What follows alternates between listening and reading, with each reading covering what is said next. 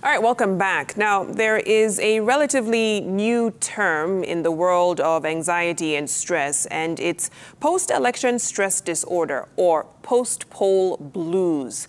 The term was coined after the 2016 U.S. presidential election. But what exactly is it and what causes it? Now, with a contentious election cycle behind us, what was the impact on Kenyans? Well, these questions become particularly relevant now because World Mental Health Day is coming up on Monday. And we thought it was important to do a post-poll mental check, if you will. Allow me to introduce my guests really quickly. Joining me is Dr. Frank Njenga, the Chiromo Hospital Group Chairman, as well as Honorable Sylvia Kasanga, Mental Health Champion, and also the Senator who sponsored the Mental Health Act that is now in place. Thank you both for joining me. Let me begin with you, Dr. Njenga. You know, when you observe Kenyans and with those that you have interacted with post the election season, for the most part, people have said we had a peaceful election cycle. But does that say anything about how Kenyans feel, especially those who were aggrieved if their candidate did not win?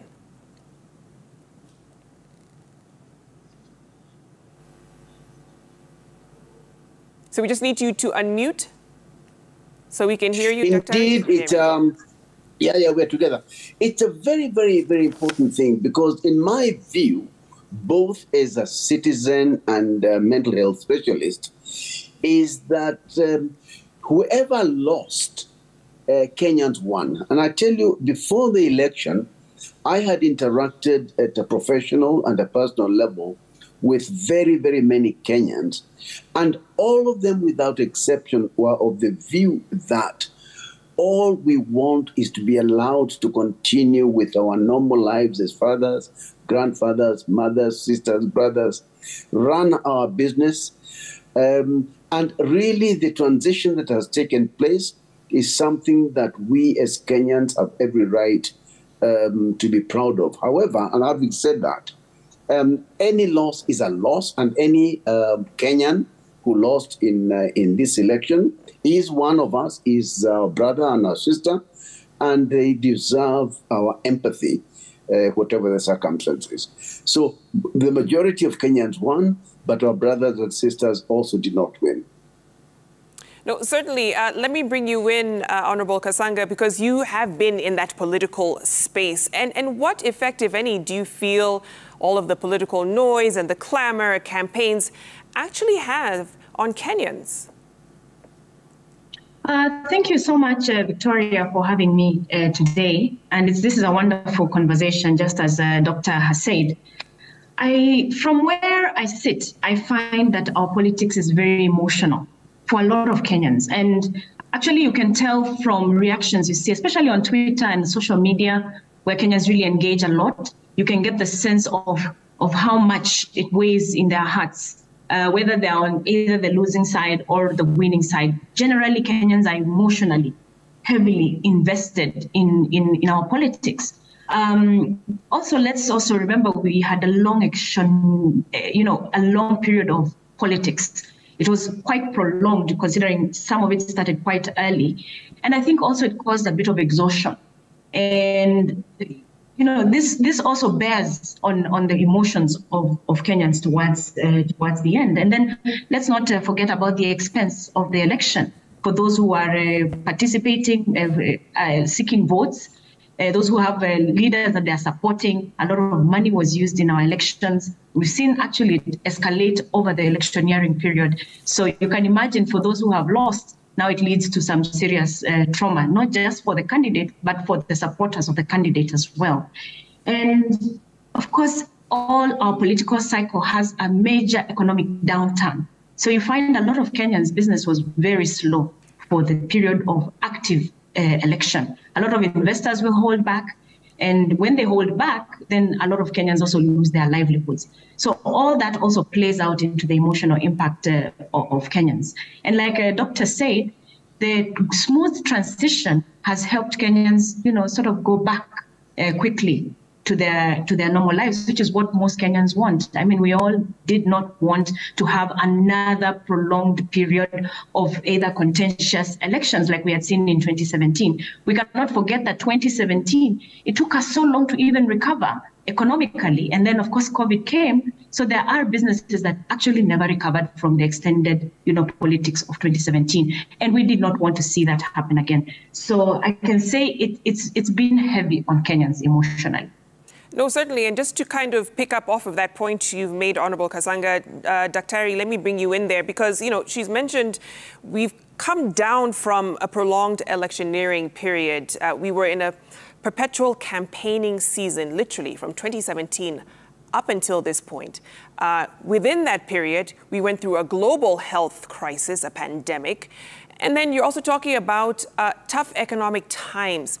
So when we start talking about Kenyans being put on a path of recovery, Dr. Njenga, what does that essentially look like? I think we as Kenyans are quite rightly paying the price of enjoying the democratic process. The democratic process is the most expensive political process except for all the others.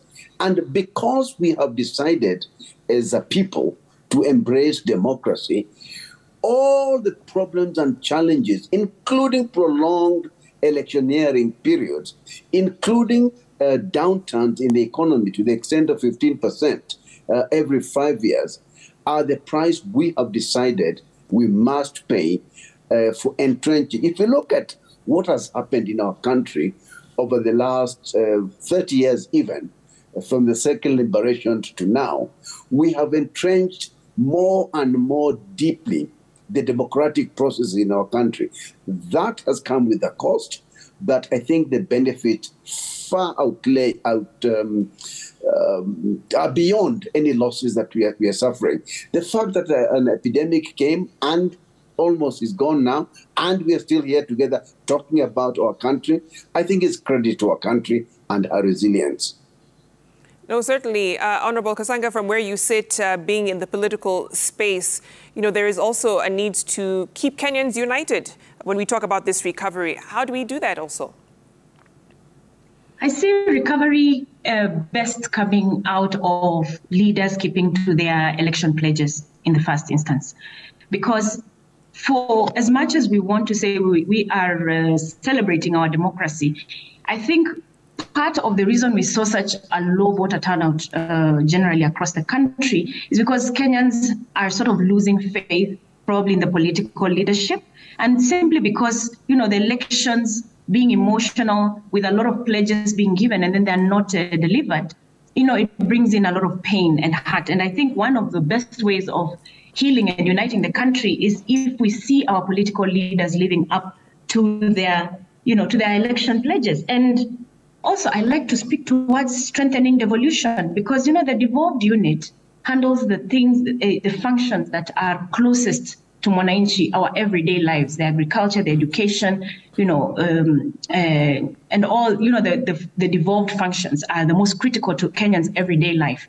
So we would like to see the government as a way of healing, ensure that the devolved unit is stronger and better financed, because then that goes towards direct impact to the lives of Kenyans coming from, such economic downturn. As we know, the current government did go on election on a campaign trail that they are going to work and turn the economy around. So we want to see that because that is really what is going to give Kenyans back their hope and ensure that, we continue to strengthen leadership, political leadership and looking up to it. So I think that would be the best way.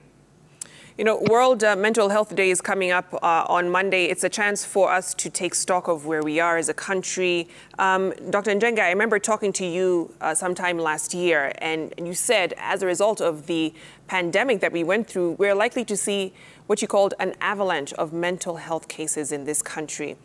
We still know access to mental health care in Kenya is an issue. Budget, funding for that area is also an issue. How do we begin to address a lot of that, what will be an inundation of cases coming up in the coming years? I have extremely good news for Kenyans this evening because, contrary to what naysayers will tell you, Kenya is exceptionally well prepared to face and confront a future with respect to mental health. My friend and younger sister, Sylvia, brilliantly midwifed the amendment to the Mental Health Act, meaning that Kenya has one of the most progressive mental health acts in the world, to be honest. And I thank you publicly, Sylvia, as I have always done. Secondly, as arising more or less from that, we have in Kenya a very clearly laid out mental health policy that tells us Kenyans where we want to go with respect to mental health.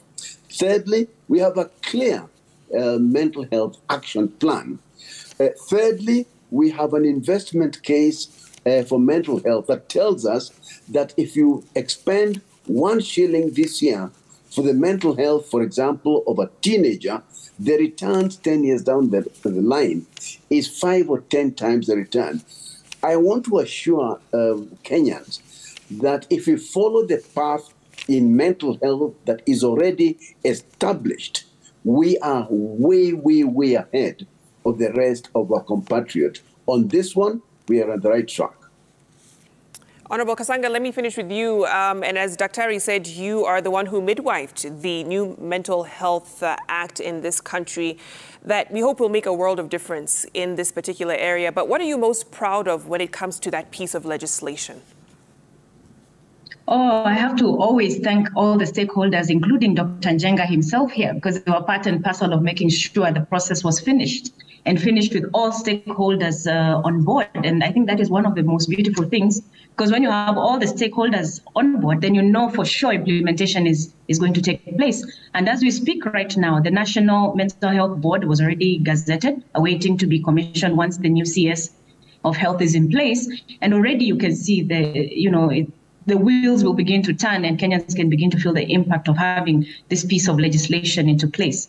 I celebrate it the most because it's calling for a full integration of mental health into the primary healthcare system, with level 2, 3, and 4 being expanded to make sure we have enough practitioners right down at level 2, level 3, and level 4, and therefore the referral system for mental health can begin to work.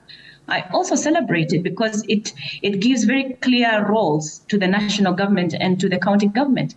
And actually, I like the roles of the county government especially because then that is where it really matters. This is where the county government will interact with the community, with the Kenyan themselves, because we're calling for a more community-based approach towards prevention of mental health as we look to seal in all the other gaps.